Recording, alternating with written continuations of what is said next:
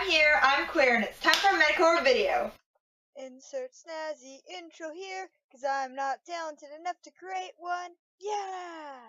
Hey everypeople, so welcome to Seb's Kitchen. I've got my fabulous cooking outfit on. I got my apron, my hat that's way too tight and it's giving me a headache, and my Hannah Montana pants, and my mom is judging me from off camera.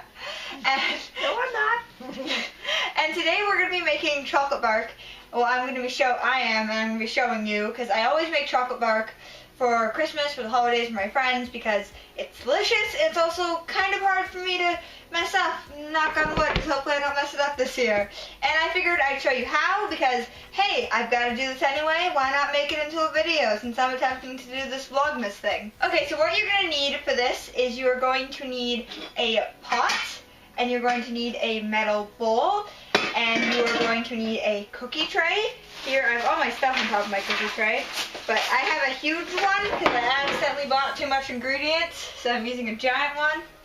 And you need parchment paper, and then you need all of your delicious chocolate. Here I have a bag of melting chocolate. This is about 1 pound of milk chocolate wafers for melting that are like made that you can melt them. And then I have, to put in the chocolate bark, I have Smarties. This is about 150 grams. I have gummy bears, again about the same, 150 grams. And then I have pretzels. I have about a handful of pretzels, I'd say, well, 2 handfuls, because if I measured in grams, pretzels are very light, so that'd be a lot of pretzels. And then I have a bag of snack mix. I have about like 200 grams of snack mix, and it's got like popcorn and milk chocolate covered mini pretzels and almonds and like Hershey's chocolates and just so many different things is in here. And honestly, I have too many things to put in my chocolate bark probably, and I also probably have too much chocolate wafers, but we'll see. You could probably use a little less ingredients than what I bought. I went a little overboard at Bulk Barn. Okay, so I have my pot, and I filled it about 1/4 to 1/3 of the way full. Like, it depends on the size of your pot. There's an exact amount of water. You don't want it too full, but you also don't want it too shallow, because both of those things would end badly. So I'm going to put it on to boil and heat up. And while it's heating up, I'm going to take some parchment paper and line my pan. And I hope I'm in shot. Also, my lovely friend Danny from the Nerd Club is joining me over Skype, because I finally got Skype on my phone. And it's taking photos of me. You want to measure your parchment paper to the pan, and then because the cutting thingy on this never ends well for me, I'm cutting it with my own scissors. I mean, no one trusts me with scissors, but I am a rebellious teenager.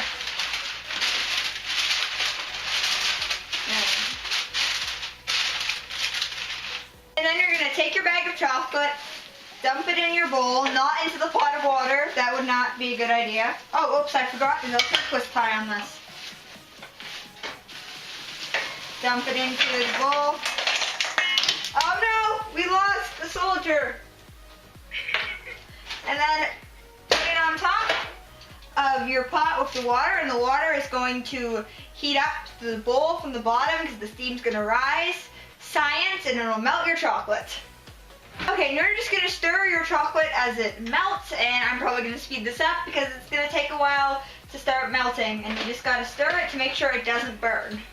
I would recommend using a mitt to kind of steady the bowl so you don't send the bowl flying, because I almost did that. I mean, what? No, Seb's great at cooking.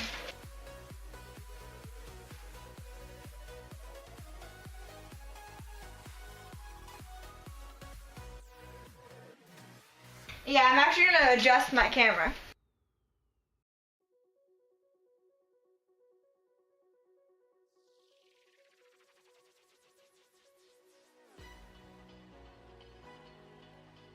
It has melted! I shouldn't put my face near the hot bowl, but it's melted. Okay, when your chocolate's melted, you want to get the bowl, hot steam, be careful with the hot steam, and pour your chocolate onto your baking pan with your parchment paper. Do not do it without parchment paper. You're gonna have a bad time. Ignore my phone going off. I don't know how to put it on silent. and I keep on getting Snapchats from Tate telling me to watch his new video. And then spread out your chocolate. You want to make sure you get a nice, even layer. Cooking tips from Chef Seb.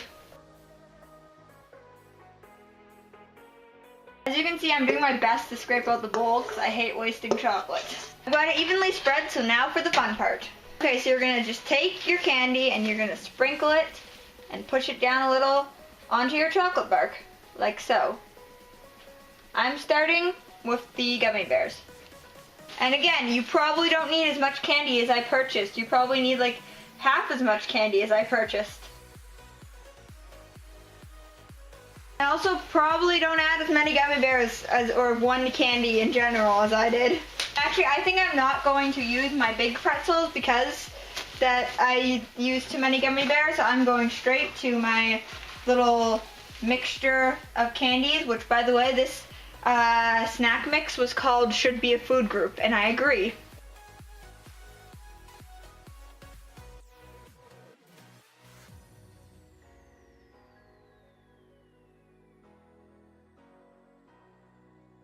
When you have all your candy and tasty goodies arranged, then you've got to let it cool for a few hours. You could put it in the fridge or the freezer if it will fit, because that'll speed up the process, but you want to make sure it's completely cooled and not melted at all before you break it up, which is what we're going to do next. Okay, and we're back. Now, I let these sit for more than 24 hours, though I didn't really need to because they had set in like a few hours, but I was just like, I'm too lazy to film and to cut these out, so I'll do it the next day. So here we are, and you might notice my hair is a different color. You can check out my hair dyeing video if you wish, but yeah, my hair is blue now, so you know time passed. And now I'm going to cut these up. Now I should note, you don't have to cut it up with a knife. You can just break it into chunks with your hands, but because I am giving these as gifts, I'm like breaking it up into little presents for a lot of my friends at school. I want to get them like more or less like even portions for each person, so I'm going to be cutting and dividing mine up with a knife. Alright, so I've got my knife and I want to get 12 servings out of this or something like that, because I know I need it for like 9 people, I think, but I might be missing people because I'm not good at counting. So okay, 1 line. You can just tell I suck at dividing things.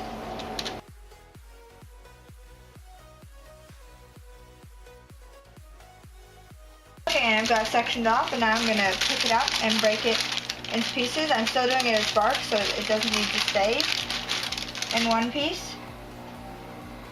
So I'm just going to break it into nice little bites, like so. And here we go. And I'm going to continue this for the rest.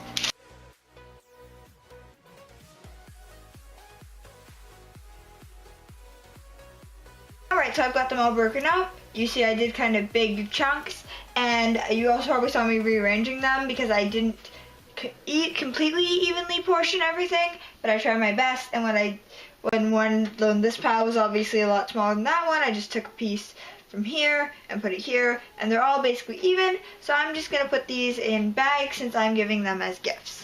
Alright, so here we go. Chocolate bark, it makes a great gift, and it's honestly like delicious and really easy to make, and I just love it so much, so I figured I'd do a little cooking video for you. I hope you enjoyed. I hope this was helpful. I don't really know how to do cooking videos, but I did my best, and I hope you enjoyed. Be sure to like and comment and subscribe. I'll see you tomorrow. Until next time, I was here. I'm still consistently queer. Hope this wasn't too medical or a video. Snazzy outro music. Snazzy outro music. Snazzy outro music. Please subscribe.